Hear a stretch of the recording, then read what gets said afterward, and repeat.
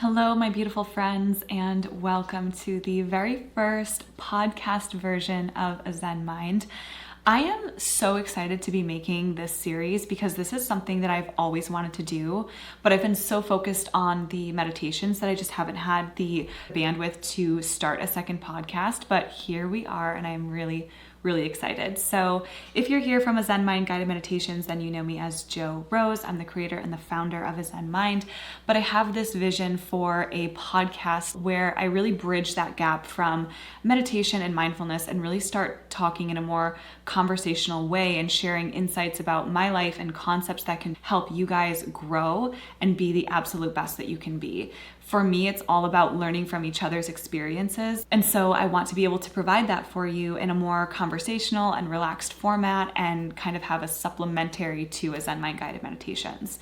So for now, you'll be able to access this podcast on YouTube, and eventually in the future, I'm sure I'll migrate over to Spotify and we will have a little bit more to talk about on a regular basis. But right now, I want to start this episode off with 12 non-negotiables on how you can elevate your life starting today. So these are concepts that I have applied in my own life that can be applied by literally everybody everywhere. It doesn't matter your age, your gender, if you have a family, where you live, it literally does not matter. These concepts are mainly about your mindset and about things that you're willing to do for yourself that will enhance and elevate your life and the world around you. So if you're ready, these are my 12 non-negotiables on how to start elevating your life right here, right now. Number one is to prioritize your health. This is hands down the most important thing to me. And I believe that if you have your health, then you have everything. Your body is quite literally a vessel that has been with you since the moment that you were conceived and will take you until your absolute last breath on this planet Earth. And it is literally yours. It is the only thing in this entire world that belongs to you. And so it is your job and it is your responsibility to take care of that. And if you do that, it will pay off in the future. So when I say prioritize your health, I'm talking about a couple of different points that I'll get into. First and foremost is exercise. You need to move your body, whether that's just going for a walk, whether it's lifting weights, whether it's getting into a gym routine, whatever it is. It doesn't have to be something grandiose, but you need to move your body and exercise. That literally releases dopamine. It releases endorphins in your system, and your body is literally meant to move. So going for a walk or going for a run or just stretching your body, anything that moves your body, it gets you out of your head and it gets you into your body, and it also will just make you feel stronger and healthier. And that is exactly what your body needs. Also, what you feed your body is so important. You are a reflection of anything that you consume, whether it's media, whether it's energy, whether it's food, whatever it is.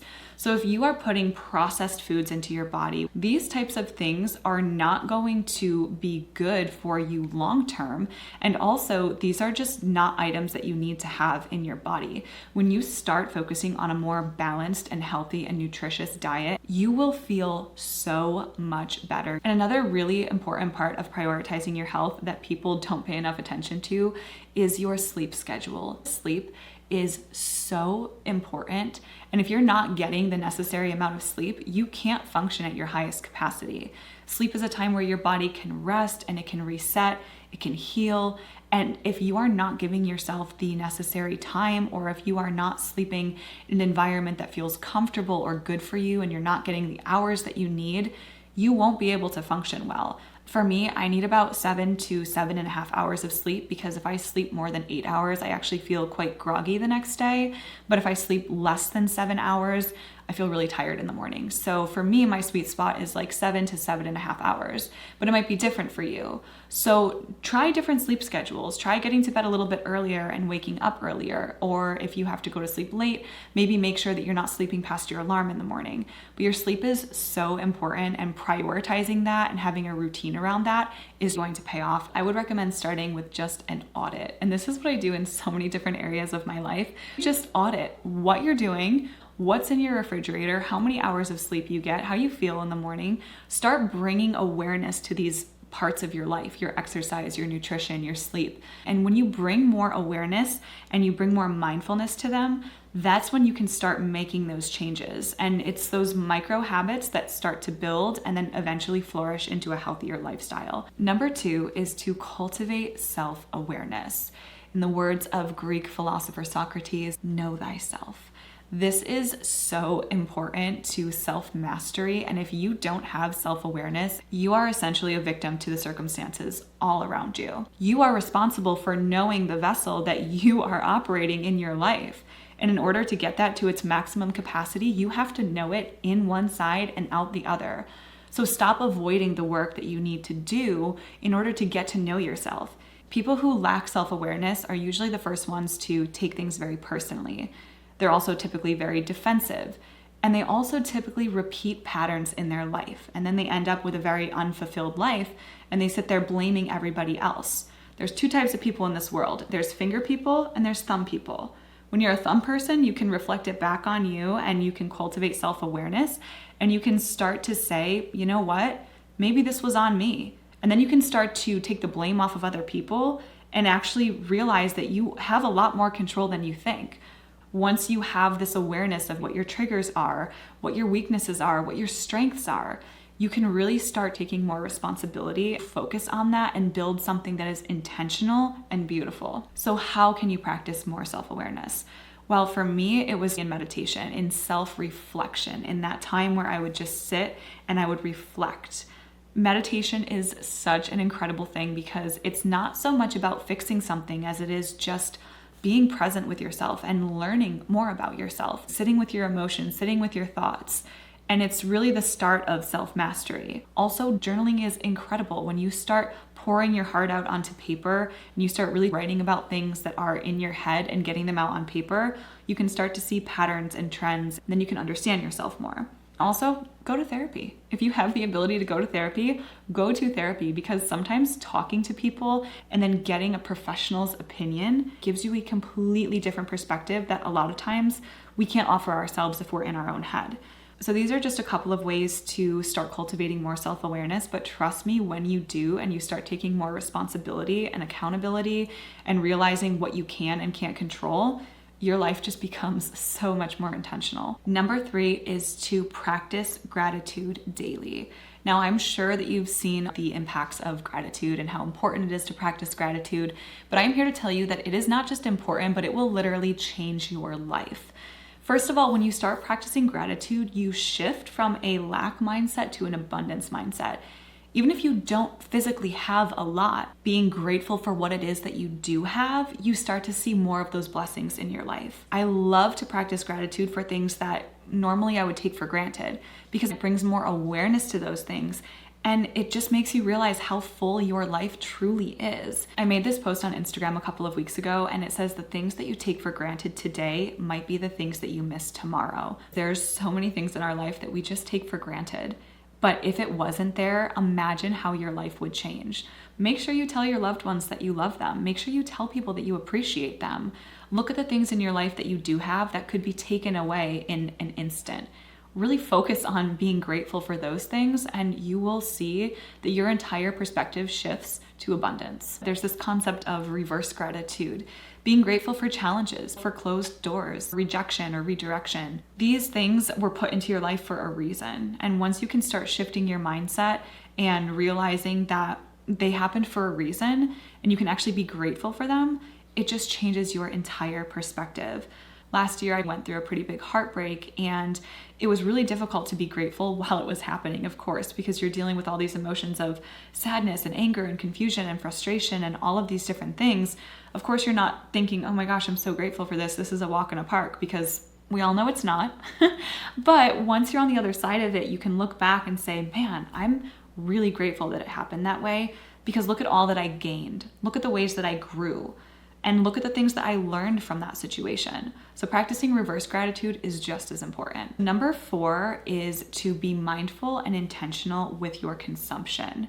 And in this case, I'm talking mainly about social media, news, these types of things. Your brain is literally a sponge, and whatever you put into it soaks into your psyche. And so if you are consuming things that maybe aren't really good for your mind or for your body or for your mindset, you should probably consider releasing those things. I used to love this one reality TV show, and I would watch it like all the time. I would have it on in the background, like when I was cooking or something like this. And then I realized that the contents of the show were actually really rooted in drama, negativity, gossip, frustration, and anxiety. And I realized that I was actually absorbing that. Like, I wasn't sleeping well after watching this episode. I was having these thoughts and I was seeing, these attitudes and behaviors in other parts of my life. And I decided I don't want to consume this anymore. I don't want to watch this, and I completely cut it out. But it's things like that that actually make a difference. If you're watching TV shows or movies that are rooted in fear and anxiety and horror or all these other things, your body does consume that. And I'm not saying completely cut it all out, because everything is in moderation. It's being more intentional with your consumption. And social media is huge for this. So when I was younger, I struggled very deeply with body dysmorphia. And when Instagram first came out, I would follow all of these accounts of these models and fitness girls that literally looked nothing like me. And it was essentially unattainable for me to look like them.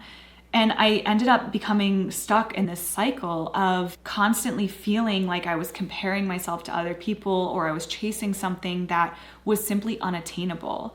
It didn't resonate with me. It wasn't aligned with who I am. And it was really difficult to constantly be fed this stream of information and photos and videos and people talking about things that I knew really couldn't relate to me. We're humans, and we naturally begin to compare ourselves. So we see something on social media and we think that it's real, and then we start comparing our own life to that. And comparison is the thief of joy. So once you start living more in your own life and you stop consuming other people's lives and other people's energies, you can become way more rooted in your own truth.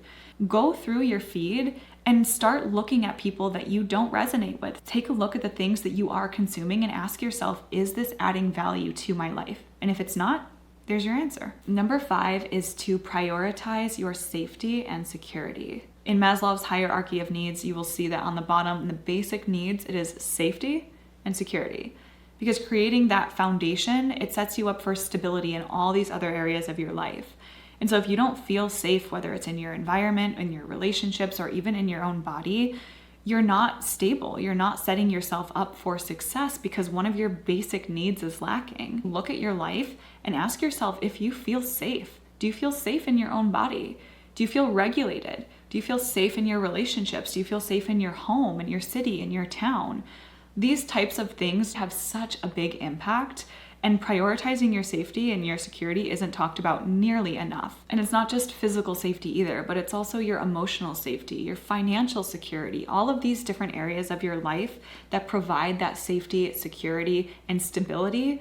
That is what will help you grow. And if you don't have that, if you have these gaps in your foundation, it's going to be really difficult to evolve and have such a healthy and beautiful, prosperous life if the foundational needs aren't even being met. Now, anxiety often stems from fear, right? And fear often comes from feeling like we are not in control or we are unsafe. So if you can really focus on making yourself feel safe in your life and in your surroundings, in your body, in your relationships, your life will prosper in ways that you couldn't even imagine. So look at one area of your life where you need more safety. Maybe it's financially, maybe it's emotionally, maybe it's where you're living. Whatever it may be, focus on one area that you can improve and then bring more safety and security to that place. Once you do that, you'll start to see it kind of ripple effects out into other areas of your life. And then you're able to build a more intentional foundation of safety and security in your own self. Number 6 is to take pride in your environment. I truly believe that your environment is a reflection of your mental state. And a lot of times it's really difficult to feel good in an environment that is messy, that's dirty, that's chaotic, that's unorganized. That type of environment can create mental clutter, and it can prohibit you from growing and being your absolute best. Look at your environment, something that is yours that you have control over. Whether it's your home or your apartment, maybe your bedroom or your office, ask yourself, is this environment intentional? Do I have pride in this environment? Can I do my best work in this environment? And if not, then take action. Clean it, organize, move things out, move things in. You can literally shift the energy by cleaning, by decluttering, by organizing, by getting rid of things that no longer serve you, things that maybe hold memories or energy that you don't want in your life anymore. Get rid of it. Bring in new items, bring in things that make you feel good, that raise your vibration. Number 7 is to focus on meaningful connections, because let me tell you, superficial relationships will not fulfill your soul. I promise you of that. There's times where I had more people in my life, I had more people in my circle, and I always felt like I was giving my energy out to other people, but I really wasn't getting anything back in return. And that drained me. That didn't make me feel good. But I have a few really, really close friends that I can call on that I know love me and support me, have such a bigger impact than having these huge friend groups where people don't really care about you. Nurture your meaningful connections, nurture those meaningful relationships, have more intentional time with them. Let your conversations be a little bit deeper. Maybe start lessening your time with those people and those relationships that aren't fulfilling you, because you are who you surround yourself with. There's a quote that my mom used to tell me all the time when I was growing up, and it says, you are the average of the 5 people that you spend the most time with. So in other words, the people that you spend the most time with, they significantly impact your behaviors, your personality, your outlook, your perspective. They contribute to who you are. So you need to make sure that the relationships that you have in your life are fulfilling to you, that they're nurturing to you, that they're helping you grow and become the person that you want to be. Start taking back some of the energy that you've been putting towards relationships that feel frivolous. Those relationships that lack depth, they lack connection, they lack any real substance. You don't need that in your life. If you truly want to elevate your life, you want people in who are going to sow into you, not just reap and take your energy. You want people that are going to fill your cup. Focus on those relationships and those connections and those friends in your life that have a better impact on your life as opposed to the ones that are shallow. Now, number 8 is a big one. Forgive yourself and others. When you hold on to resentment or grudges, you are doing way more harm to yourself than you are the other person. Forgiveness is an act of self-liberation. When you look at the bigger picture and you can see that other people's actions weren't a direct reflection of you or anything that you did, and you realize that it's just coming from their world and their reality, it's a lot easier to start forgiving people and letting go and moving on. But here's the caveat. There's a lot of times where people won't be sorry for what they did. Being able to give that forgiveness is freaking hard. If you can forgive somebody without an apology, you will be absolutely untouchable. And again, it's not just about forgiving other people, it's about forgiving yourself too. It's about shifting that mindset and saying, I forgive myself for doing that. I forgive myself for putting myself in that situation, for doing this, for doing that, but I'm not going to hold on to it anymore. Not to mention, when you harbor anger and negativity, that manifests in your body in so many ways. And I have seen people who are so angry at the world, they end up being physically sick. They end up having physical ailments that they can't escape. And I truly believe that when you hold on to that energy of anger, of resentment, of whatever it may be that you haven't let go of, you end up internalizing that, and it ends up affecting you way more than it will ever affect the other person. So learn to forgive yourself and learn to forgive others as an act of self-liberation, not weakness. Number 9 is to be intentional with your time. Time is not found, it is created. And we are all on limited time here. Your time is one of your most valuable assets, your time and attention. And if you're just giving that out freely or giving it to things that don't make you feel good, you are doing a disservice to yourself. Be intentional with your time. Don't let the days constantly keep slipping away from you. Once you start taking control and having that intention and feeling like you are the master of your schedule, of your energy, of your time, that will help you find more balance in your life, more happiness, more purpose. Give yourself time budgets. Whether it's for work, conversations, social activities, people will always take until you put the brakes on and say, you know what? I'm not going to give this to you. Number 10 kind of piggybacks on number 9, but build a supportive routine. Non-negotiable habits keep you grounded. This could be anything. It could be doing your skincare. It could be taking a long shower at the end of the day. It could be having time for a hobby that fills your cup. For me, that's my morning routine. My morning routine is so important that nobody can come in between that. When you have a non-negotiable routine in place and you have these rituals or these habits that you do every single day, it essentially is saying, this is what's important to me, and I need to fill my cup before I can fill the cups of other people. Having an intentional routine is going to elevate your life so much because you're able to focus on the things that bring you joy, that are important to you, and that help you show up as the best version of yourself every single day. Now, number 11 is difficult, but it's one of my personal favorites. Set boundaries. Boundaries are the greatest act of self-love that you could do for yourself. They're not easy to set, but they are a silent communication to the world around you, telling people what you will tolerate and what you won't tolerate. If you don't have boundaries, you just give and give and give and give, and you show up to other people without even showing up for yourself. You find yourself giving your time and giving your energy away to people and things that are actually doing a disservice to you. If it's not important to you, it's not going to be important to anybody else. I always struggled with boundaries because I was a natural people pleaser when I was younger. I always thought that my worth came from what I could give and what I could provide to other people. And that breeds a people pleaser, and it's a really slippery slope.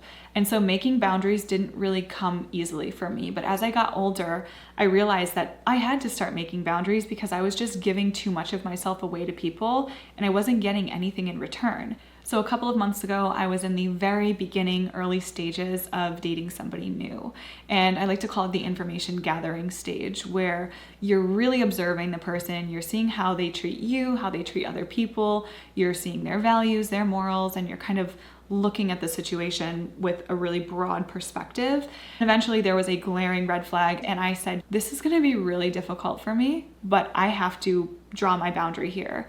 And so when this thing came up, I said to this person, this isn't gonna work for me. And as a previous people pleaser, that was one of the first times where I actually said, no, it's not going to work for me because this does not align with what's important to me. This does not align with what's valuable to me. When you stand up for yourself and when you share that boundary with somebody, it's an option for them to either step up or step out. And they get to choose. Therefore, it's not on you. If you make your boundaries with somebody exceptionally clear and they choose to either disrespect them or leave, that's your answer right there. That's the beautiful thing about boundaries, is that they do the work for you. Boundary setting isn't easy. It's actually really, really difficult. But once you practice and you get good at it, and then you can start implementing them in your life in different places, you'll start to see that the world around you starts to reflect the way that you believe yourself to be. It starts by understanding what is important to you, how you wish to be treated, what you value. That way you can kind of start to see if people aren't aligning with these things that are important to you. You can start drawing those boundaries and saying, this is a non-negotiable for me. And once you start to understand what's important to you and where your values are, then you become so powerful, and everything else in your life will start to conform to that because you are the one that's creating those boundaries. You're the one that's adhering to those boundaries. Now, number 12 truly has the potential to change your entire life.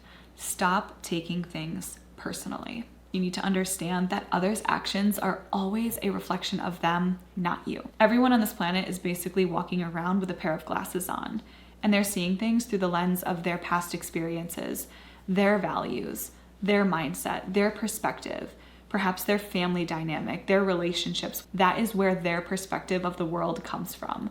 99.9% of the time, projections, opinions, judgments have nothing to do with you. Everybody sees the world through this lens that they have, and it's not going to be the same lens that you have. So stop taking things personally. You don't need to absorb the projections that are put onto you by other people. That's a weight that you are not responsible for carrying. The world is a mirror, and it is constantly reflecting your inner world. The way that other people treat you, or the way that other people judge you or have an opinion on you, they're just seeing you through their own lens. And when you stop taking things personally, you stop carrying that weight of other people's bullshit. You're not responsible for the way that people feel about you. People are responsible for the way that people feel about you. When you stop taking things personally, you become so much more liberated and free. It is honestly just an incredible feeling. It all starts with awareness. So my loves, I hope that you enjoyed this video. These are all things that I have done in my own life that have elevated me to absolute new heights that I really never thought possible. And I truly believe that if you start bringing awareness to these areas of your life and start implementing intentional, mindful changes, you will see so much growth and so much expansion. If you enjoyed this video, make sure to give it a thumbs up and subscribe to my channel as well. And also let me know down in the comments below which one of these resonated most with you. I'm super curious to hear how you are going to start integrating these tips into your own life. You can follow me on Instagram at a.zen.mind, and you can find me on Spotify and Apple Podcasts as well, A Zen Mind Guided Meditations, for my weekly guided meditations. And I am so excited to be here with you. I'm so excited for the future of the Zen Mind Podcast. I absolutely cannot wait. Thank you so much for tuning in, and I'll see you guys next time.